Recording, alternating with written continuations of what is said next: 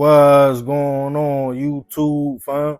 It's your boy Tony 2 times, and we back with another episode of Hood Tales, man. Before I start, be sure to tap that like button. Definitely watch this video to the end to hear the full story and all the details in the case. For the day one, fam, y'all already know it's all love. Thanks for tuning back into another episode.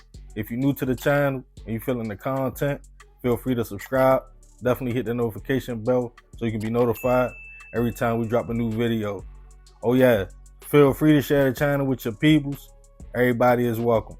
Before we get into the story, I want to give a special shout out to the fan member who requested this video.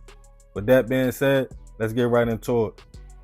Being a teenage boy is hard if you don't have the right guidance with peer pressure and the influence that's out here. You can easily get lost in the sauce. For most young men around about 13 years old, they start to open their eyes to their reality. The people around them, what they see every day, how they are living, and what they aspire to be. And that could be different from case to case. For example, if you come from a loving family, you see your father waking up every morning, going to work, your mother cooking dinner at night. At the end of the day, y'all all sit at the kitchen table and talk about the day. You pick up on what's being put down.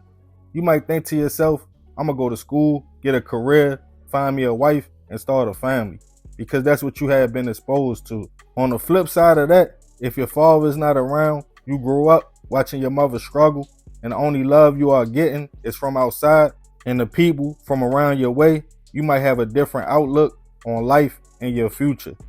A lot of people feel like around about 15 years old, you should know better.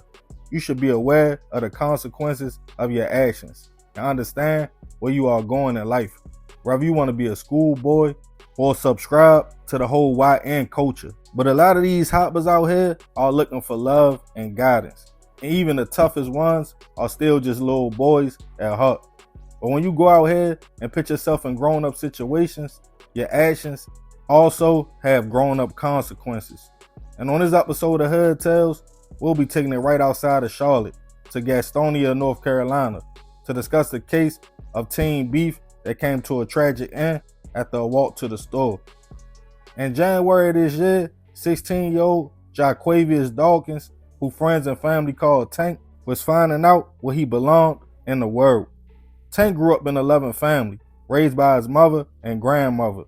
At a young age, he was taught respect, to always respect his elders, say yes sir, no ma'am, and to look out for his family.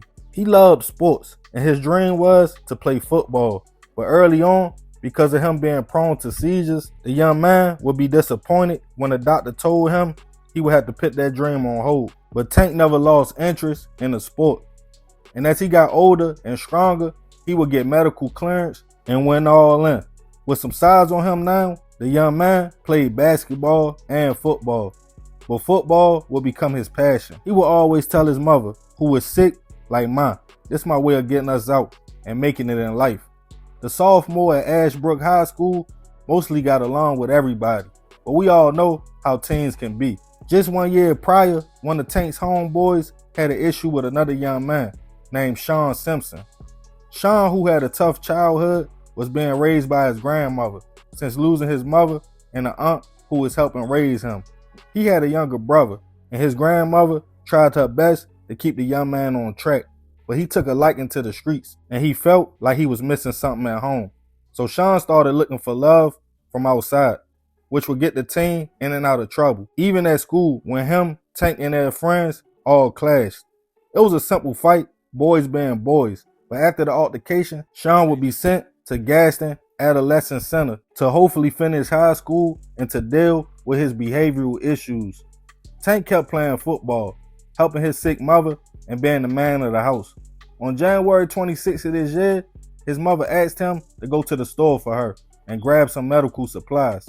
Always willing to help out around the house, he told her, "Yes ma'am, I will be back." He went to find another young man from his neighborhood, and the two friends started bopping to the store.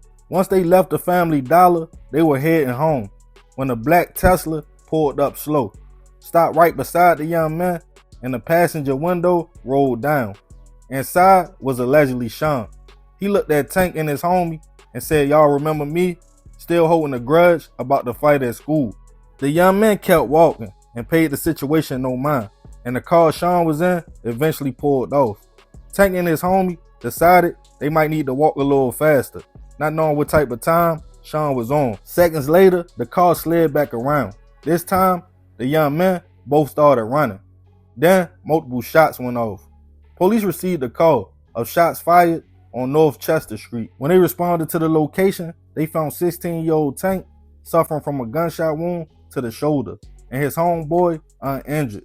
He was rushed to a local hospital, but unfortunately, the young man wouldn't survive his injuries. His friend, who was familiar with Sean, stated that's who shot at them as they walked back from the store. As police delivered the news to Tank's family, they were devastated. His mother spoke on how he was only going to the store to get something for her, as he was always helping with anything she needed or around the house. It wouldn't take long. Just a few days later, police went and picked up Sean at the adolescence center that he was attending. He was taken into custody. He denied being involved in the situation and claimed he caught a lift somewhere that same day, and they can look through his phone and see he wasn't in the area. But police had evidence and statements pointing to the young man as the shooter. As Tank's family realized it was another 16-year-old boy being charged with the incident, they couldn't believe it. They stated that Sean and Tank knew each other, but only had that one run-in at school. They thought it was boys being boys and the situation was over. Tank's grandmother felt bad. She stated she felt for the young man Sean and just wanted to give him a hug, as she felt the young man was just lost. When Sean's first court date came around, Tank's family all showed up, and as the team walked in, the judge informed him that with the charges against him, he would be charged as an adult with murder and attempt and held without bail. Sean broke down, crying, calling out for his grandmother, who sat in the courtroom. The news clip would go viral, with people pointing to the fact kids are doing grown-up things, trying to be tough and not ready for the consequences. But now, the young man was facing serious charges. As Tank was laid to rest, the school, teachers, teammates, and his family all stated how great of a person the young man was. Everybody wanted to remember him just as that. As of now, this is a new case, and Sean is innocent until proven otherwise. Rest in peace to Jaquavius. I send my prayers and condolences to the family. It touched a lot of people that his family even felt bad for Sean, even though he is being accused of taking their loved one's life. But I think they understand because they are the same age. He is also just a kid. But when you choose to make big man decisions, you gotta face them consequences. A lot of people had mixed feelings on Sean's breakdown. Some felt, don't cry now, you wasn't crying when you allegedly did what you did. Others felt like that just goes to show you shorties are lost and they think it's a game all the way until it's not no more. But I'm gonna leave this one open. Y'all let me know what y'all think about the situation in the comments. And remember, we gotta succeed not to fail, so we won't be just another hood tale. Yeah, man, messed up story, crazy situation. Rest in peace, that young man. I send my prayers and condolences to his family. But I ain't gonna talk too much more about this one. Y'all leave it in the comments. I appreciate you if you made it to the end.